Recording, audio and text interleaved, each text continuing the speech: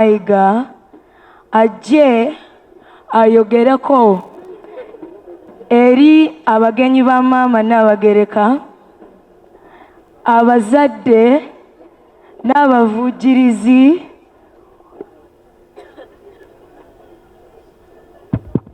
weewaawo n'abasaakaate. Mukulu Charles Peter Mayiga tweyanze.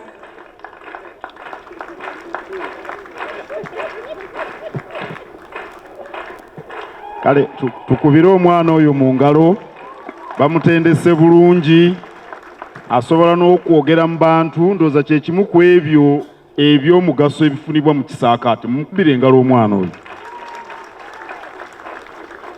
Maama n'abagereka, baminisita ba Kabaka n'abaami, kaakati wano kansonsowaze kangaawo, Omutaka Kisolo ow'Engonge, omwana ono gwe baatulaze Stefani Nakiwala yeddira Ngonge, wa mukisa nti n'owakasoli abaddewo. Abagenyi mwenna ab'enjawulo be batulaze, nannyini ssomero lya Janan omukungu Mike Kironde, ababaka b'olukiiko lwa Buganda, bassenkulu b'ebitongole, abavujjirizi n'abasaakaate, bana ensanyuse nnyo okubalabako. Abazadde naddala bataata nsanyuse nnyo okubalaba.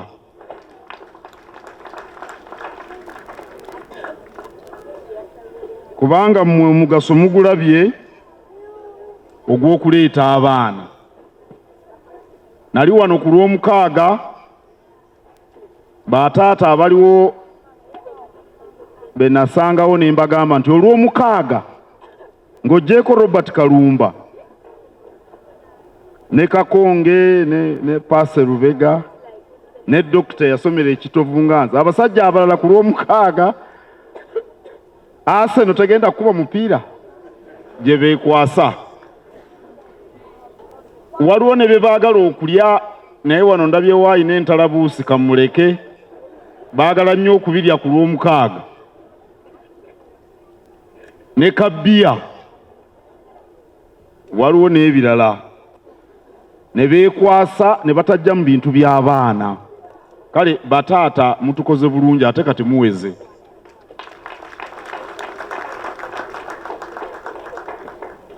Era abasaakaate nange mbalamusa, sirina kubuusabuusa nti abaana bano nga bwe bajja si bwe bagenda okuddayo.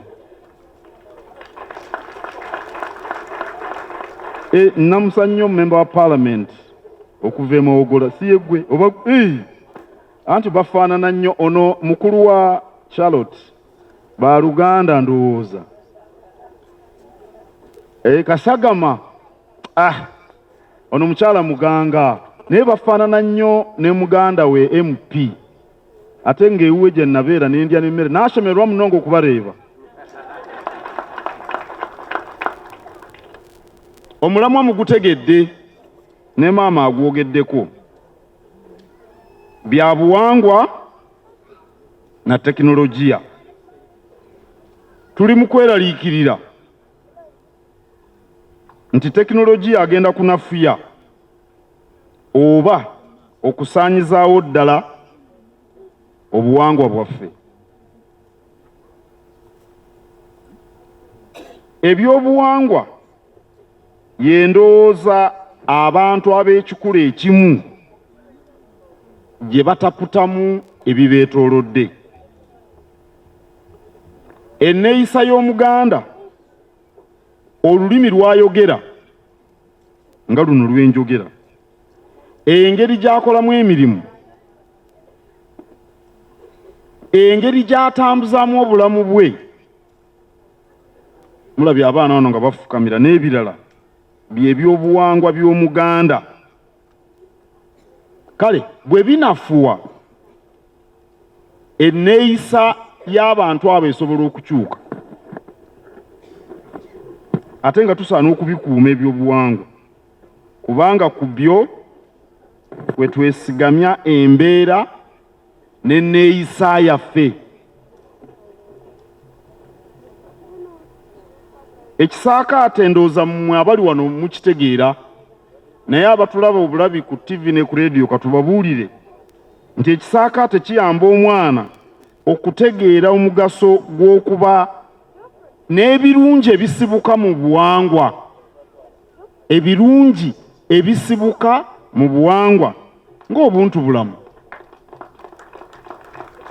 ennyingo eziri mu ebyo obuyonjo. Abaana mubayigiriza okuba abayonjo. Oli yajja n'ambuuza nti biki by'otayagala, ne mugamba kyensonga obutayagala ye muntu omujama, taagala mujama kunniraana. Era omujama tosobola na kumanya nti oba alina ne byasobola okukola ne binyirira. Abaana mubayigiriza okuba abayonjo kuva buto. Kikulu nnyo ate kirimu n'ebyobulamu. Abayonjo tebalwala. Okuba ow'ekisa, okusonyiwa, okubeera omukozi omunyiikivu, okubeera omukulembeze. Mulabye abaana ababadde boogera wano. N'omwana omuto ennyo yasoose okutwaniriza wa myaka oba 5. Obwo bukulembeze. Ensi yeetaaga abakulembeze abategeerekeka nga babanguddwa, kubanga bwe babangulwa bamanya okukwatamu abantu. Ebyo byonna bisibuka mu buwangwa bwaffe. Bwe bunafuwa ensi ejja kukyuka mu ngeri egy'okutukosa. Ekisakate kiba kibeera eky'omugaso. Omuganda agamba nti ettooke baliwanirira likyali tto ku mugogo. Tosobola kuliwanirira nga ate lituuse okuliibwa. Abaana tulina bagunjula kuva kati ku myaka gino egy'ekisakate. Omulembe gwa tekinologiya mwenna mugutegeera. Buli muntu alina essimu. Era obwedda mbalaba buli omu aseereza, oba muba museereza biki? Bwe weesonyiwa essimu okumala essaawa emu ofa. Naye abantu bagenda mu masinzizo n'essimu. Eri faaza ayogera ono aseereza. Essimu buli wantu weeziri. Na bino ebintu kompyuta. Era ebyempuliziganya byangu. Lwe nava wano ku Lwomukaaga okwogerako eri abasakate, nali sinnatuukaka, muwala wange n'ampeereza bye mbadde njogera, ate ng'abijje Buyindi. Eyabimuweereza ali Buyindi, mukwano gwe ali Buyindi. Naye nga sinnatuukaka, nali ntuuka wali bayitawo ba ku mabanda yewa Ematugga, n'ampeereza bye mbadde njogera. Kakasa maama byatugambye wano bonna babirabye eyo ne Bulaaya na buli wantu wonna. Mutegeera tekinologiya kyaliko. Maama ababuulidde ebintu byonna ebikyuse mu tekinologiya. Awo nno mulina okukimanya tetusobola butabeera na tekinologiya, kuba gwe mulembe. Tulina okukozesa amasimu, tulina okukozesa kompyuta. Era kati mu maofiisi, otuuka mu ofiisi bapakidde empapula zituuka eri mu kasolya. Tebannaba kumanya nti ebintu birina kubeera mu byuma bikalimagezi. Wabula kino kikulu nnyo. Tweyambise tekinologiya okuganjisa ebyobuwangwa. Okuganjisa. Naye okuganjisa bano abasakate bakitegedde. Tweyambise tekinologiya abayambe okwagala. Olaba ne Nabitaka abadde tategedde. Ono w'emmamba eyafumbirwa ab'embogo. Tweyambise tekinologiya okuganjisa ebyobuwangwa. Era emabegako nagamba abantu nti buli kika kisaana okuba n'ekibanja ku mutimbagano. Robert Kalumba, ekibanja ku mutimbagano ye website. Ekibanja ku mutimbagano. Robert naye abadde abuze. Kati olwo bano abaana abato, kubanga nabo baagala nnyo tekinologiya, bajja genda ku bibanja ebyo. Waliwo omwana Kaseekende yawangudde emirundi 2 yateekwa kuba wa mutima, ng'agenda ku kibanja ku mutimbagano ng'ategeera ebife ebbaale fe ab'omutima gye tuva. Ndowooza muntegedde. Bategere n'ebyobuwangwa ebirala nga bakozesa tekinologiya. abansoose okwogera bakirambuludde bulungi ku ngeri gye tusobola okukozesa tekinologiya okuganjisa ebyobuwangwa n'okubitumbula. Era nze bwe nali wano ku Lwomukaaga nga njogera n'abasaakaate nabagamba nti essimu, kompyuta, iPad, biki byonna ebyo birungi, naye si birungi okusinga taata. iPad si nnungi kusinga taatawo oba maama wo ali wano oba muganda wo. N'olwekyo nsaba abazadde mukubirize abaana bammwe babeere n'omukwano ne baganda baabwe. Mu abazadde mubeere mu mikwano gy'abaana bammwe, mubabeere kumpi, mubawulirize. Babe n'omukwano n'ab'oku muliraano n'abantu bebabeera nabo. Abaana mubaleke bagende basamba akapiira ne bannaabwe ku kyalo oba mu kibuga gye mubeera. Abaana baleme kubeera awo olunaku lwonna omwana ali ku kompyuta oba ku iPad oba biki oba essimu zino ziseereza. Era abazadde kino mukiwulire bulungi. Bwe munaaleka abaana bammwe bano okutambulira ku ntoli za tekinologiya ne beerabira abantu nga beemalidde ku ssimu ne iPad, abaana bagenda kuboonoonekako. Entoli za tekinologiya obeeranga omuntu eyamanyira omwenge, bw'atagunywa tatereera. Waliwo abantu essimu bw'etamubeera kumpi. Waliwo abantu bangi abaagala amasimu. Agenda mu lukiiko lwa ssaawa emu ajja n'essimu, buli dakiika bbiri atunula eno atunula eri aseereza. Essimu ssaawa emu nga togirina tojja kufa. N'ogwo omuze mujje mugukomye, naddala mmwe abakola mu makampuni amanene. Ogenda mu ofisi ya Ssenkulu Mwami John Musinguzi n'essimu, alina byakugamba. Essimu bwekubuulira obubaka bweyaka bw'otunula eno. Nze saagala kwogera na muntu ng'ate ebiseera byonna abiwadde essimu, njagala kwogera naye nga mmulaba. Abaana bwe munaabaleka ne babeera ku masimu bajja kuboonoonekako. Bafuluma awaka, basamba omupiira, ebigere babikoone, biki. Abaana bwe baakulanga tebalina kye bajja kuba.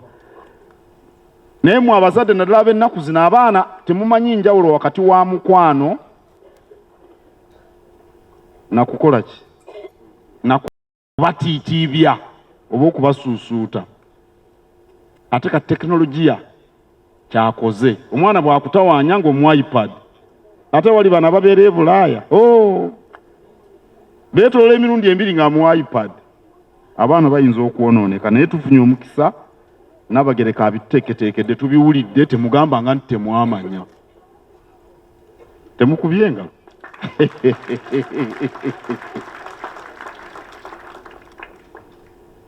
Njagala nnyo, simanyi waliwo abatamanyi Luganda njogera Oluzungu, simanyi. Nawulidde Dr. Medadi ayogera Oluzungu, oba waliwo abatamanyi Luganda. Charlotte Oluganda nalwetegereza munonga, ne mukulu wa lumanyi. Basponsa waliwo omusomesa wano w'ennabbingo agambye nti ab'ebweru, ate kati twogerera b'ebweru, twogerera baawano ab'ebuyindi. Culture is a set of value systems, norms, traditions and practices which a given community of people believe in. Culture determines the way of life of such people, and it relates to their conduct and beliefs. What makes the geographical area called Buganda a kingdom are those value systems, norms, and traditions, which can be summarized as the culture of the people found in that geographical area. That's why those value systems, the culture, should be imparted unto our children from an early stage.